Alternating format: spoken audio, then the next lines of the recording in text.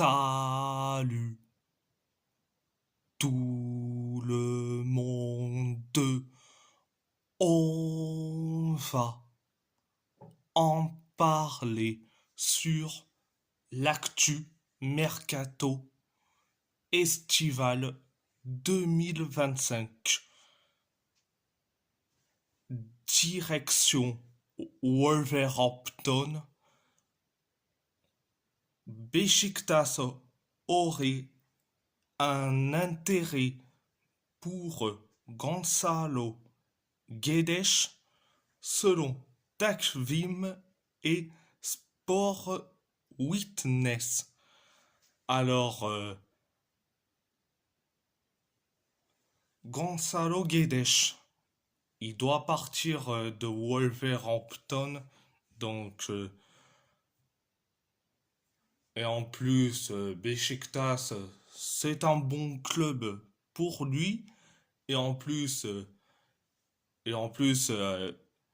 Beşiktaş possède des joueurs portugais, Joao Mario, Rafa Silva et Gedson Fernandes. Donc ça, c'est la première information. Deuxième information, Matt Hobbs avait travaillé sur plusieurs transferts avant son départ. David Brooks, ailier droit de Bournemouth, était une cible connue, tout comme un attaquant de Bundesliga, et ces transactions sont peu probables maintenant selon Johnny Phillips. Alors pour ceux qui ne savent pas, Matt Hobbs va quitter son poste de directeur sportif de Wolverhampton. Donc oui, il travaille sur des dossiers, notamment David Brooks. Donc c'est un excellent joueur et je dis franchement, je dis oui tout de suite. Donc ça, c'était la deuxième information. Troisième information, Wolverhampton aurait un intérêt pour John Lukumi depuis plus d'un an et un certain nombre d'autres clubs de première ligue entourent également le défenseur central de Bologne. On dit que le club italien valorise le joueur à environ 28 millions d'euros, avec un an restant sur le contrat selon la Gazzetta dello Sport. Donc, John Lukumi, c'est un excellent défenseur et je dis franchement, il faut le recruter. Donc, c'était la troisième information. Quatrième information, Tommy Doyle devrait partir cet été. Le club préférant une sortie en prêt. Les clubs nouvellement promus en Championship, Birmingham City et Wrexham, seraient intéressés par le milieu de terrain. Sunderland surveillant également la situation selon Yamken. Donc, Tommy Drôle, je dis franchement, en j'aurais aimé qu'il reste, mais malheureusement, on a des dirigeants incompétents qui préfèrent prêter et, les joueurs de gauche à droite. Mais bon, bref, c'était la quatrième information. Direction l'Athletic Bilbao. Robert Navarro a signé librement jusqu'en 2030 avec l'Athletic Bilbao en provenance de Mallorca. Alors, je vais dire la vérité.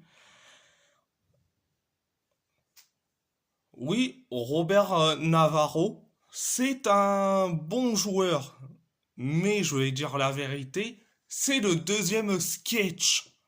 Franchement, le deuxième sketch. Donc, franchement. Et surtout venant de mon club, et franchement, c'est complètement bizarre. Avant Robert Navarro, et ça date de quelques années, et on avait recruté et un autre joueur euh, dans le même style de Robert Navarro, né en Catalogne, mais et qui a passé et au niveau du domicile, mais au Pays Basque. Et oui, pour ceux qui ne savent pas, à l'époque, on l'avait recruté Eric Saborit. Eh bien, Robert Navarro, c'est le Eric Saborit, mais en version plus jeune, en version jeune, en gros. Donc, excellent recrue, Robert Navarro, mais c'est un sketch et c'est à peu près le Eric Saborit, version jeune. Donc, c'était la première information. Deuxième information, Nico Williams aurait informé l'Athletic de sa volonté de partir au Barça selon Encheri Guinto. Donc, Nico Williams. Et c'est là où je me pose la question, est-ce que il nous prend pour des cons? C'est ça que je pose cette question. Est-ce que il nous prend les gens pour des cons? Et c'est là cette question-là. Et s'il rejoint le Barça, il rejoint la liste des traîtres, je suis désolé. Et j'ai pas peur de le dire ouvertement. Donc, c'était la deuxième information. Information. Direction. Le FC Porto. Rouni Bakshi a choisi le FC Barcelone. Les Catalans ont égalé l'offre du FC Porto de 2 500 000 € plus 15% des droits du joueur acceptés par Copenhague selon Santi Aouna. Donc, Franchement, oui, oui, Rooney Bakshi, c'est un fan du Barça, donc on va le laisser au Barça, carrément. Oh, la- il sera carrément la roue de secours de Lamine Yamal. Voilà, voilà. C'était la première information. Deuxième information, Samuel Portugal a demandé de quitter le FC Porto selon Abola. Alors, euh, pour te dire, pour vous dire, je m'excuse pour cette erreur de ma part. Pour cette erreur de ma part. Donc, après Samuel Portugal, tant mieux parce que franchement, l'idée de le recruter, franchement, c'est hyper con, personnellement. Et heureusement qu'il va quitter le FC Porto, tant mieux. C'était la deuxième information. Troisième information, Manchester United est très intéressé par Diogo Costa. Le gardien pourrait quitter le FC Porto pour une somme avoisinant les 60 millions d'euros selon Abola. Je dis franchement, Diogo Costa, il faut quitter le club. Il faut quitter le club. Donc, et je pense que un club de PL comme Manchester United, ça ira bien pour lui. Parce que je suis désolé à Manchester United, André Onana, c'est plutôt Apula et Del. Le Ataï Bayindir, c'est un excellent gardien, mais on le donne. Mais Manchester United euh, ne donne pas de chance. Donc, voilà, Manchester United sont sur la piste Diogo Costa. Donc, c'était la troisième information. Quatrième information, Juventud négocie avec le FC Porto pour le prêt de Gabriel Vérone selon Bruno Mouquet. Donc, tant mieux, mais j'aurais bien aimé euh, que Gabriel Vérone soit transféré, mais bon, on n'est pas via ce Boas. Donc, c'était la quatrième information. Donc, direction le PSG, Yoram Zaguet a signé au FC Copenhague en prêt avec option d'achat. Donc, je suis très content pour lui. En plus, il aura du temps de jeu. Il aura du temps de jeu, il sera titulaire. Bon, je l'espère. Donc, voilà. Donc, c'était la première information. Deuxième information, malgré l'intérêt du Bayern et des clubs de Première Ligue, le PSG, le PSG considère Bradley Barcola comme intouchable. Une prolongation de contrat pourrait être discutée plus tard cette année avec le joueur selon Fabrizio Romano. Donc, oui, Barcola, il est intransférable. On n'écoute pas les propositions des autres clubs. Voilà, ils ont bien compris. Donc,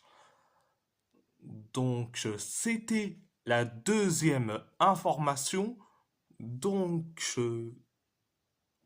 direction, direction, l'AS Roma, l'AS Roma, Nicolas Zaleski a signé jusqu'en 2029 avec l'Inter Milan pour 6 300 000 euros. Donc, tant mieux. Euh, on se débarrasse d'un mec. On se débarrasse d'un mec qui a voulu partir, mais libre en plus. Mais heureusement euh, qu'on le vend, mais pour un prix, pour un prix de 6 300 000 euros. Et là, c'était le braquage. Donc, voilà. C'était la première information. Deuxième information, un nom qui ressortirait beaucoup de la shortlist de Gasperini pour le milieu serait Matt O'Reilly. Des contacts auraient déjà eu lieu entre la Roma et son entourage. Brighton en demande 30 millions d'euros selon la Gazzetta dello Sport. La Gazzetta dello Sport. Donc, concernant Matt O'Reilly, Matt O'Reilly. Désolé pour la prononciation, il y a à peine quelques secondes ou quelques minutes. Donc, pour ma prononciation anglaise. Donc, oui, c'est un bon joueur, mais seul problème, il est souvent blessé. Donc, il faut mieux pas qu'on recrute. Donc, c'était la deuxième information. Troisième information, les intransférables de Gasperini. La presse commence à dessiner l'équipe de Gianpiero Gasperini et deux joueurs apparaissent déjà comme intransférables cet été. Evan Ndika et Manu Kone. Pour eux, aucune offre ne sera écoutée selon Il Messaggero et le Corriere dello Sport. Donc tant mieux, ils sont intransférables, que ça soit Ndika et Manu Kone. Donc les deux sont intransférables. Donc allez voir les autres joueurs si vous voulez, mais les deux, ils sont intransférables. Donc, c'était la troisième information. Quatrième information, la Roma et Paulo Dybala devraient commencer à discuter contrat prochainement, vu que le contrat de l'Argentin pèse sur les finances. Le club doit résoudre le problème et envisager une prolongation qui étalerait son salaire, échéance 2026, selon le Corriere dello Sport. Donc je suis très content hein, que qui aurait une prolongation de contrat pour Dybala, mais éta-